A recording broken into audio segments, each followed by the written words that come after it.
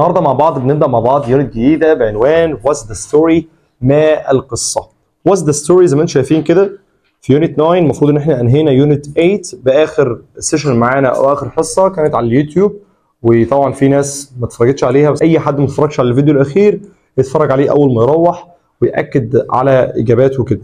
طيب احنا معانا lesson 1 الدرس الاول جحا's stories. معانا كلمات مهمه جدا. اول كلمه كلمه setting. كلمه setting بمعنى المكان والزمان الخاص بالقصه. لكل قصه setting، لكل قصه مكان وزمان. يعني احنا مثلا معانا في فصل القراءه اللي كان عليه قراءه، تمام، قصه جحا. قصه جحا السيتنج بتاعتها، يعني ايه السيتنج بتاعتها؟ السيتنج اللي هو المكان والزمان بتاعها. المكان in the countryside. يعني ايه the countryside؟ الريف، تمام. ومعانا كمان الزمان بتاعتها ان هي many years ago. many years ago يعني منذ سنوات كثيره، منذ سنوات عديده. يعني دلوقتي بنتكلم عن المكان والزمان، بنقول ان المكان in the countryside، وبنقول كمان ان الزمان، ركز يا عمر، وبنقول ان الزمان تمام many years ago منذ سنوات عديده. عندنا كمان characters. الكاركترز اللي هي شخصيات. لو انت لاحظت معايا كده، لو ريكورد المفروض ان هو قرأ الكلمه اكتر من مره، 3 مرات، وقعد يقول لك characters characters characters. حرف الاتش معنى كده ان حرف الاتش ده يعتبر يعني سايلنت. هو مش سايلنت لتر بس هو يعتبر سايلنت. او ممكن نقول ان السي والاتش مع بعض بيعملوا صوت الك ك، يبقى characters شخصيات. برضو لكل قصه لكل ستوري شخصيات. مفيش قصه طبعا من غير شخصيات. احنا معانا مثلا القصه بتاعتنا فيها شخصيات زي دونكي الحمار، معانا كمان جحا، تمام، او جيها على حسب طبعا هينطق ازاي، على حسب الدوله. ما هو الام جت في نهايه المحادثه وقالت ان جحا له اسماء عديده في دول مختلفه، صح ولا لا؟ تمام. عندنا كمان his son اللي هو ابن جحا، صح كده؟ تمام، او جحا's son. يعني اصبح ان احنا عندنا 3 characters، 3 شخصيات، بس دول main characters، دول 3 شخصيات رئيسيين. في بقى شخصيات ثانيه بس مش واخد بالك منها. مين بقى الشخصيات الثانيه؟ people، الناس، صح. الناس اللي بتتكلم كل شويه على جحا وابنه، ويقول لك شوف الراجل راكب على الحمار وسايب ابنه ماشي جنبه، شويه شويه شوف الولد قليل الادب راكب على الحمار وسايب ابوه، شويه شويه يقول لك شوف الناس حرام عليهم ماسكين الحمار من اول الطريق ما بيرحموش الحمار وراكبين فوق الحمار ومفيش رحمه. في الاخر طبعا هم شالوا الحمار وقال لك بقى بدل الناس مش عاجباها حاجه، تمام، فاحنا اللي هنشيل الحمار، والحمار بدل هو شايلنا كتير فهو وابنه او بقى هم اللي شايلين الحمار، رجل من هنا ورجل من هنا، وفضلوا ماسكين الايه؟ الحمار كده وماشيين بقى. خلاص، كل ده في محاوله ايه؟ في محاوله to make people happy، عشان تخلي الناس happy، مش سعداء، عشان تخلي الناس راضيين، يعني يكونوا راضيين. ما هو كل ما نعمل حاجه الناس تتكلم، صح ولا لا؟ زي ما اتفقنا يا شباب، عندنا كل قصه سيتنج، عندنا كل قصه كاركترز، عندنا كل قصه اندنج، لازم يكون في اندنج. طب عكس كلمه اندنج ايه؟ عكس كلمه اندنج النهايه. ايوه بالعربي، بالانجلش بقى، بالانجلش بيجيننج. مين اللي قال بيجيننج؟ اوكي اكسلنت. يبقى عندنا كلمه بيجيننج يعني بدايه، كلمه اندنج يعني نهايه. برضو لكل قصه لازم يكون في مورال. المورال وهي العبره او الدرس الاخلاقي او المغزى من القصه. يعني القصه دي هتفيدنا بايه، او احنا استفدنا ايه من القصه؟ يعني مثلا احنا استفدنا من قصه جحا يا استاذ محمود، تمام، يبقى it's difficult، انه من الصعب to make people happy، انك تخلي الناس يكونوا ايه؟ راضيين او سعداء، صح ولا لا؟ ماشي. ناريتور، لازم برضو لكل قصه يكون في ناريتور، صح ولا لا؟ الناريتور الراوي عندنا في القصه بتاعتنا او في الجحا's ستوريز، في قصص جحا، وهو جحا اصلا. يعني جحا هو الناريتور، هو الراوي بتاع القصص بتاعته. بس طبعا اللي بيتكلم عن القصه دلوقتي، تمام، شخصيه اسمها لما. يعني لما بتحكي لنا عن القصه اللي هي بتحكي لمامتها عن قصه هي بتقراها، او قصه هي بتديها ريفيو. الريفيو ده بقى ريفيو يعني نقد او مراجعه. ايه بقى المراجعه او النقد دي؟ ان هي بتراجع القصه؟ لا، ان هي بتنقد القصه سواء بشكل سلبي او شكل ايجابي، اي ان هي بتقرا القصه كده وتقول رايها ايه عن القصه. هل هي قصه جميله، قصه ما لهاش معنى، قصه ذات معنى حقيقي كده؟ يعني اصبح ان البنت دي بتدي ريفيو ده يا شباب موجود في كل مكان دلوقتي. يعني مثلا انت حضرتك لو دخلت اي مكان دلوقتي ممكن تعمل عنه ريفيو. قال للاستاذه لما السؤال هنا بزمن محدد. تعال نكتشف الاول السؤال او نستكشف هذا السؤال. معانا اول حاجه كلمه استفهاميه وات. بعد وات جه فعل مساعد اسمه ار اساسا ما بتجيش كفاعل مساعد الا في زمن المضارع المستمر، او تاتي كفاعل مساعد في حاله عدم وجود فعل. يبقى حالتين ممكن ان احنا نجيب فيهم verb to be اللي هو am او is او are كفاعل مساعد بعد الكلمه الاستفهاميه. الحاله الاولى ان يكون الزمن زمن اسمه زمن المضارع المستمر. زي ما انتم شايفين قدام حضراتكم دلوقتي كده are هي المضارع المستمر، يعني هي المضارع بتعبر عن المضارع، ومعانا doing تمام الفعل المضاف له ان جي بيعبر عن الزمن اللي هو مستمر، بيعبر عن الزمن اللي هو ايه؟ يبقى مضارع مستمر. What are you doing؟ تمام ماذا تفعلين؟ ده ايه ده؟ كوما. الكوما دي بقى تعتبر كانها ياء المنادى. ياء المنادى زي اللي عندكم في اللغه العربيه كده. ماذا انت تفعلين يا لما؟ بتعملي ايه يا لما؟ الاسم لما بيجي في اخر الجمله يوضع قبله كوما. إذا أتى في بداية الجملة يوضع بعده كوما إذا كان الاسم منادى. تاني يا حودة، دلوقتي يا أستاذ محمود بنقول تاني إن الاسم زي لما كده لو جه في أول الجملة يا أستاذ محمود بالشكل ده كده ساعتها الكوما هتتحط بعده. لو هو منادى وخلي بالك ساعتها الكوما هتلزق في حرف الإيه بالشكل ده كده ونقول يا لما What are you doing؟ ماذا أنت تفعلين؟ أو لو لما جت في الآخر زي ما انتم شايفين كده حطينا الكوما إيه؟ قبل لما، بس الكوما بتلزق في اخر كلمه هي كانت مكتوبه. يعني دلوقتي الكوما لازقه في كلمه ايه؟ doing مش جايه في النص. تمام الكوما مش بتتحط في النص. What are you doing لما؟ ماذا تفعلين يا لما؟ بقى ترد لما وتقول ايه؟ I'm writing انا اكتب a review.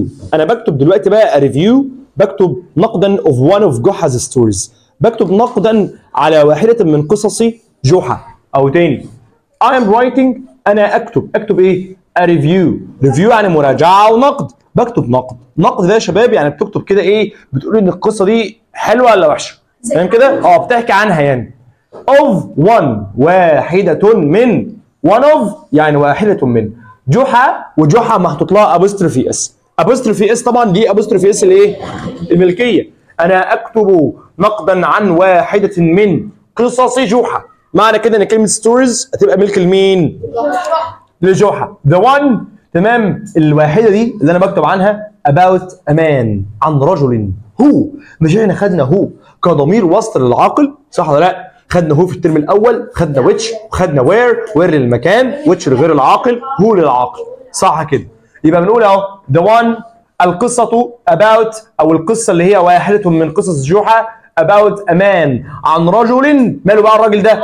هو الذي، ما هو بمعنى الذي او التي، ركز يا سيف، الذي goes to the market الذي يذهب الى السوق، والفعل go محطوط له es صح ولا لا؟ عشان طبعا الراجل ده مفرد او امان الرجل الذي يذهب to the market للسوق with his son مع ابنه and a donkey رايح السوق مع ابنه والحمار. ده setting الزمان والمكان. كلمة setting لوحدها كده مفرد فعشان كده جبنا بعدها is. The setting is the countryside المكان the countryside الريف. Many years ago منذ سنوات عديدة، منذ العديد من السنوات فأصبح ده الزمان. يبقى setting is يكون the countryside many years ago. لازم نقول الحاجتين، ما لازم نقول الزمان والمكان. ماشي. Two of the characters اتنين من الشخصيات مالهم؟ The man and his son. ثانية واحدة. ايه دي؟ ايه الشرطة دي؟ الشرطة دي بعدها شرطة كمان هناك هي زيها بالظبط. فأصبح إن الجملة اللي أنا هحدد لحضرتك عليها دلوقتي جملة اسمها الجملة الاعتراضية. الجملة الاعتراضية هي جملة تضيف معلومات أو تضيف information أو extra information to the sentence. بتضيف معلومة إضافية للجملة لكنها لا تؤثر في معنى الجملة الأساسي. يعني هي مش بتأثر في معنى الجملة، احنا ممكن نشيلها أساسا وما يحصلش أي حاجة للجملة. أو تعال نجرب نشيلها كده. نشيل ذا man and his son كده ونقرأ الجملة بقى من تاني. Two of the characters اتنين من الشخصيات. اتنين من الشخصيات ماشي. take turns. take هو الفعل. take بمعنى يأخذ، بس لما يجي بعده كلمة turns وترنز بمعنى أو ترن لوحدها يعني دور. تمام؟ يبقى ترنز أدوار، يبقى يتناوب الأدوار. يعني تيك هنا تغير معناها من يأخذ إلى فعل بمعنى يتناوب. تغير معناها من فعل بمعنى يأخذ إلى فعل بمعنى إيه؟ يتناوب. إيه يتناوب ده يا مستر؟ يعني كل واحد شوية. تمام يتناوب الادوار في حل الاسئله. مثلا we take turns during تمام the class، نحن نتناوب الادوار اثناء الحصه. قول يا حبيبه، قول يا حبيبه، قول يا شمس، قول يا استاذ شريف، قول يا رضا، وهكذا. وعاملين نتناوب الادوار في حل الاسئله. دي معنى فعلا كلمه يتناوب الادوار. take turns riding، يبقى نقرا الجمله تاني. two of the characters، اثنين من الشخصيات يتناوبون riding ركوب الحمار. في مشكله في الجمله؟ لا، مع ان احنا لسه مشخبطين على شويه كلام ما اثرش حاجه في الجمله، والجمله فعلا طلعت سليمه. فاعل اهو two of the characters، فعل take turns riding تمام. طبعا turns اساسا هي المفعول به المباشر اهو. take يتناوب، take turns يتناوب الادوار في ركوب الحمار. جمله عاديه خالص اهي. يبقى فعلا يا مستر الجمله اللي احنا شلناها من شويه دي اسمها جمله اعتراضيه، جمله بتعترض طريقنا يعني. لا، هي جمله محطوطه في المنتصف عشان توضح لنا معلومه اضافيه. ما هو حضرتك برضو لو انا قلت لك اثنين من الشخصيات، انت عندك 3 شخصيات اساسيه صح؟ الحمار وجحا وابنه. اثنين منهم، وممكن الحمار وابنه، ممكن جحا والحمار بس، صح ولا لا؟ ممكن الحمار وابنه، او جحا وابنه بس والحمار مش معاهم، صح ولا لا؟ ما انت مش عارف. فعشان كده الجمله الاعتراضيه ديت جايه توضح لك اكتر وتقول لك two of the characters، اثنين من الشخصيات اللي هو جحا تمام the man and his son، وhis صفه ملكيه للمذكر. مش احنا قلنا his للمذكر عشان الولاد his زنانين، وقلنا hair صفه ملكيه للمؤنث عشان حتى قلنا البنات عندها hair شعر طويل long hair، فاصبح ان hair للمؤنث. يعني مثلا لو احنا كنا بنقول مثلا ابنه للمذكر، يعني شخص مثلا بنقول ده ابنه يبقى his son. طب ده ابنها يعني هي مؤنث يبقى her son. يعني صفه الملكيه تتغير على حسب من صاحب هذا الشيء. يبقى دلوقتي the man and his son take turns يتناوبون الادوار riding the donkey في ركوب الحمار because it's a long journey لانها رحله طويله. كنا خدنا كلمه بتساوي كلمه journey يعني رحله بس رحله طويله. خدنا كلمه trip برضه بمعنى رحله بس رحله قصيره. حتى اصلا كلمه trip كلمه صغنونه فمعناها رحله قصيره. كلمه journey ما شاء الله زي ما انت شايف كده JOURNEY يعني ما شاء الله رحله طويله. عندنا برضه خدنا كلمه برضه اسمها voyage، اهي كلمه رحله بحريه تمام، خدناها برضه قبل كده. ويعني كده خدنا معظم 3 رحلات اهو، journey وتراب وفويج. وفي كمان رحله جويه فلايت بس انت لسه ما خدتهاش، FLIGHT مش عارف خدتها قبل كده ولا لا، بس فلايت رحله برضه جويه. when the boy rides يعني وين يا جماعه؟ يعني متى؟ وين يعني متى؟ متى يا مستر؟ كلمه استفهاميه بمعنى متى، بس هذه كلمه استفهاميه بمعنى متى اذا جاءت في سؤال. يعني حضرتك دلوقتي تتعرف هل هي بمعنى متى ولا بمعنى عندما، الله اعلم. حضرتك تبص على البونكتويشن ماركس، علامات الترقيم اللي جايه في الاخر.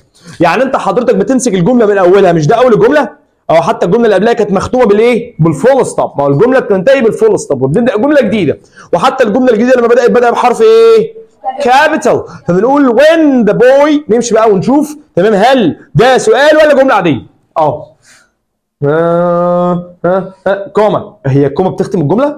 لا. جملة عادية. فول ستوب يعني دي جمله عاديه مش سؤال. يبقى كلمه وين مش بمعنى متى، كلمه وين بمعنى عندما. كلمه وين بمعنى ايه؟ خدناها برضو الترم الاولاني لما خدنا حاله اف الاولى، لما قلنا ان اف بتساوي كلمه وين. لما قلنا ان اف بتساوي كلمه وين، واف او وين بيجي بعدهم جملتين، جمله اولى وجمله ثانيه، والفاصل بين الجملتين حاجه اسمها كوما. حاجه اسمها ايه؟